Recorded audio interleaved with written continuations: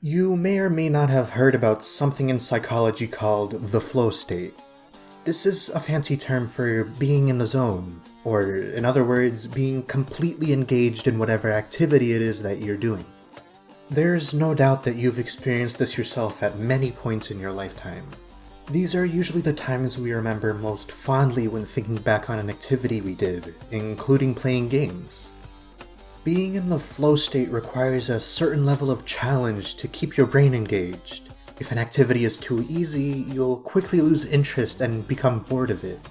On the other hand, if it's too hard, you'll start to feel helpless and frustrated.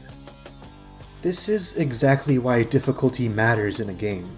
The most fun a player has is when they're in this flow state, being able to play a game for hours straight, so immersed in it that they don't even realize time is passing. As a player's skill level increases, the level of challenge needed to keep them engaged also increases. That seems pretty simple if it wasn't for one nuance.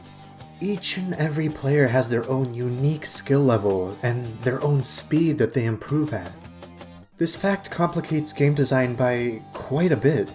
It's very difficult to balance a game to be a good fit for every player playing it. Because of that, many players don't feel properly engaged by a game, and they end up losing interest. Everyone playing it is at different skill levels. Hades is a special case in that it has an entire system designed around that reality. Today on Games by Design, we're going to look at how Hades handles difficulty and what we can learn from it. Before we get to that, we need to talk about how difficulty is usually handled in games. While it's true that some games don't have difficulty settings, many do, in the form of presets. These presets usually come in three forms: easy mode, normal mode, and hard mode. Some games may offer even harder presets for seasoned players, like a veteran mode or a nightmare mode. Many of these games ask you to choose a difficulty preset before you've even played 1 minute of the game. The issue with this is that the player has no idea what they're in store for, so they can't make an educated decision on how hard they want the game to be. And while it's true that some games let you change that difficulty preset at any point, that can completely shatter the pacing of the gameplay. 1 minute something is too hard, so you lower the difficulty, and now it's too easy. A more pressing issue with these difficulty presets is what we mentioned a minute ago. Each player has a unique skill level. While these presets may work well for some players, many of them won't have a comfortable fit for themselves. They may think that normal mode is too easy, but hard mode is too hard. Having difficulty presets like this is like having only 3 shoe sizes and expecting everybody to fit in them. Needless to say, that situation isn't good. That's not even accounting for the reality that these presets can completely break a game's balancing. On easy mode, having the player take significantly less damage can trivialize any sense of challenge that was meant to be there, even for inexperienced players. On hard mode, giving enemies more health can turn them into bullet sponges, making them very boring to fight.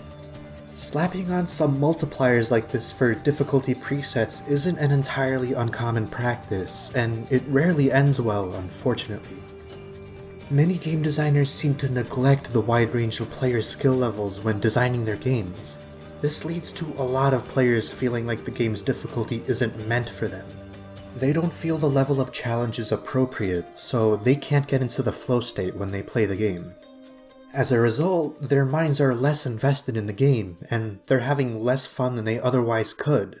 Needless to say, that's not a good thing. This is where Hades comes in to offer a new approach to this issue.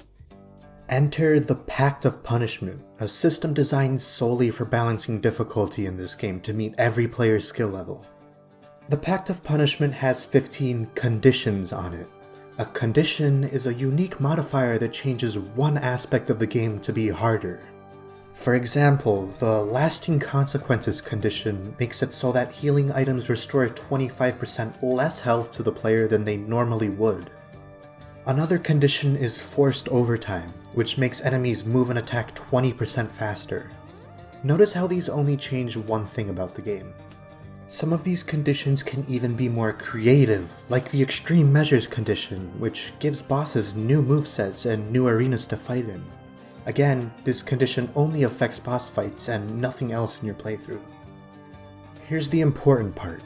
Players can enable any conditions they want in any combination they want. This is brilliant because it lets players customize their difficulty setting to match their own unique skill levels.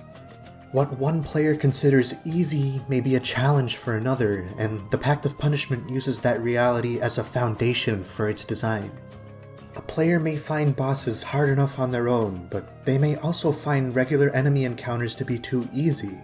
For this kind of player, they would enable the Benefits Package condition. This gives enemies some random perk, like faster speed or the ability to teleport around the room you're fighting them in.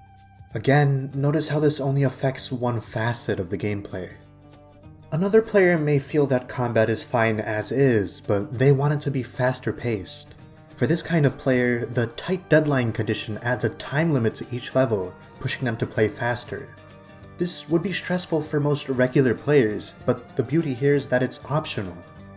Players are in control of the difficulty in Hades because they get to choose their challenges.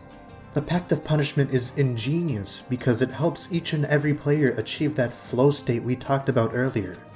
If the player finds that the game is too hard or too easy, they can adjust specific parts of it to better suit their own skill levels. This keeps them engaged with Hades for a much longer time than they otherwise would be. Of course, this also creates massive replayability in Hades. Whenever you play any game, you get better at it as you play more of it. Sometimes you get so good that you exceed the skill ceiling for the game and it stops being fun at that point. Meanwhile, the Pact of Punishment lets you dynamically scale the challenge of the game to your ever-increasing skill level. This way, a lot of your time playing Hades will be spent in the flow state, and thanks to that, you'll be more invested in the game. So, when do you ask the player to choose their difficulty in a game? Hades is special in this regard since it's a roguelite game. This means that the actual game itself is quite short, but you'll be playing through it dozens of times. When you die, you get sent back to the very beginning of the game. The Pact of Punishment is unlocked after your first win in Hades. This can take a while, but that time is spent learning the ins and outs of the game. Your first win signifies that you have a solid understanding of how the game works, since you wouldn't have been able to make it that far if you didn't. At this point, the Pact of Punishment appears and asks you, what difficulty do you want to play on? You're now equipped with the knowledge and experience to answer that question properly. However, this doesn't just apply to roguelite games. The rule of thumb here is to prompt the player with a difficulty select screen once they've demonstrated that they have a solid grasp on the game itself.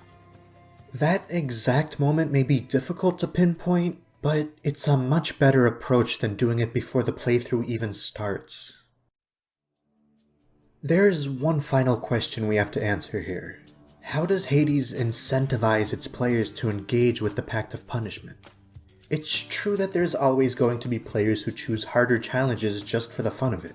However, it doesn't hurt to offer an incentive to do this, so more players can interact with the system that you spent so much time making. This incentive needs to be something the player actually values, and the Pact of Punishment delivers on that. Your rewards for using the Pact of Punishment are special late-game currencies. These currencies let you unlock alternate weapons for more playstyles, deeper conversations with NPCs, and minor upgrades to your playthroughs. The important thing to acknowledge here is that these are all rewards the player actually cares about pursuing. Incentives don't work if they don't give you something of real value to pursue. How these rewards are given out depends on something called your heat level. The heat level is basically how the Pact of Punishment quantifies your difficulty level. Each condition on the pact adds a certain amount of heat to your heat level. To demonstrate this, let's take an example. The middle management condition adds 2 heat and the heightened security condition adds 1 heat. These 2 conditions together add up to a total of 3, which is your heat level. Before starting each run, there's a specific minimum heat level that you have to meet to earn the rewards we just talked about.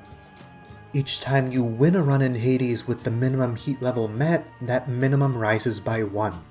That pushes you to take on more pact conditions in order to build up more heat to meet that new minimum.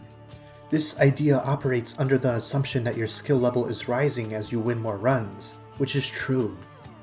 This heat level system is ingenious because it reinforces the principle of giving the player control over what challenges they take on. The game doesn't force you to enable any specific pact conditions, it just asks you to take on the ones you most want to, so long as that combination meets the minimum requirements. And if you don't want to meet the minimum heat level, that's perfectly fine as well. That just means you'll get normal rewards instead of special late game rewards, which isn't that big of a deal. This lets players play the game the way they want to, without compromising the user experience too much. The Pact of Punishment engages a wide range of players, all with varying skill levels, giving them a personalized and appropriate challenge. It keeps them in the flow state longer than most games do.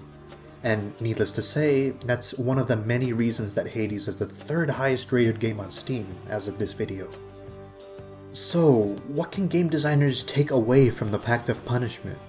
Well, it gives us a new way of thinking about designing difficulty options in games. Let players customize the challenge of the game to fit their own skill levels. Let them pick and choose which aspects of the game they want to be harder. Make the difficulty selection a mechanic in the game, not just an afterthought you would find in the pause menu. Give them incentive to interact with that mechanic, but make sure that incentive doesn't take away control from the player. And, of course, don't ask the player to choose their difficulty before they even know what the game plays like. This isn't by any means the only valid way to approach designing difficulty in games, but it's definitely worth thinking about. This has been Games by Design, and I hope you learned something from this video. If you did, I would kindly ask that you consider leaving a like or subscribing, since doing so really helps the channel grow. If you have something you'd like to add to this topic, feel free to leave a comment with your own thoughts. Thank you for watching, and I hope you have a good one.